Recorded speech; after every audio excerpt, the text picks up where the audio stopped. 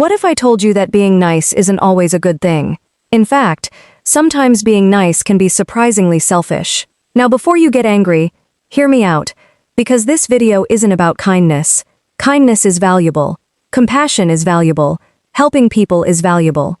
What we're talking about is something different. We're talking about the kind of niceness that says yes when you want to say no, the kind that avoids conflict at all costs, the kind that constantly sacrifices honesty to keep everyone comfortable.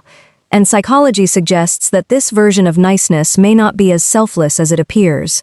Most people think being nice means putting others first, being agreeable, being accommodating, being easy to get along with. But underneath that behavior, there is often another motivation hiding in plain sight: the desire to avoid discomfort.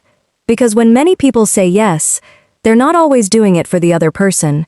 Sometimes they're doing it to avoid guilt, avoid rejection, avoid disappointment, avoid being judged. In other words, the behavior looks selfless, but the motivation is often self-protection. Quick question: have you ever agreed to something you absolutely didn't want to do, then spent the entire time secretly wishing you'd said no? The problem is that excessive niceness creates hidden costs. At first, everyone likes the nice person. They're dependable, helpful, flexible, always available. But over time, something starts happening. The nice person becomes exhausted, resentful, overwhelmed, not because people are taking advantage of them intentionally, but because they've trained others to expect unlimited access to their time and energy.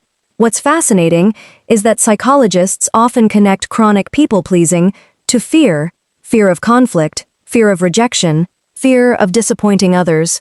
And when fear drives behavior, honesty often disappears. Instead of saying, "I can't do that," the nice person says, "Sure," even when they mean no.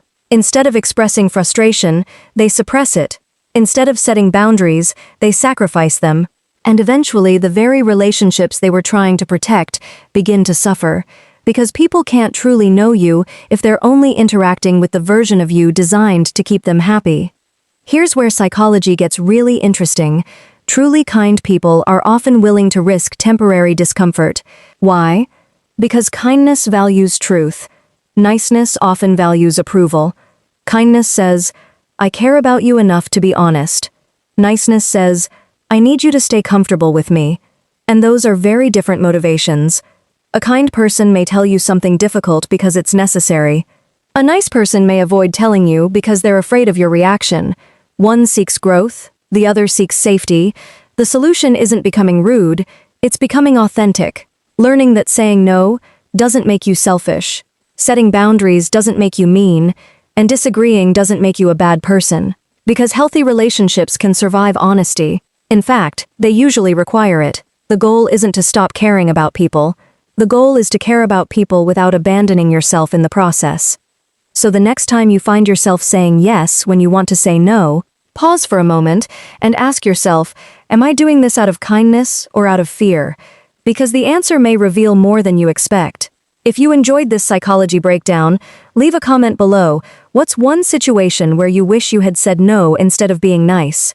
And if you want more psychology insights that help you better understand yourself and the people around you, don't forget to like this video, subscribe to the channel, and turn on notifications. Thanks for watching, and I'll see you in the next video.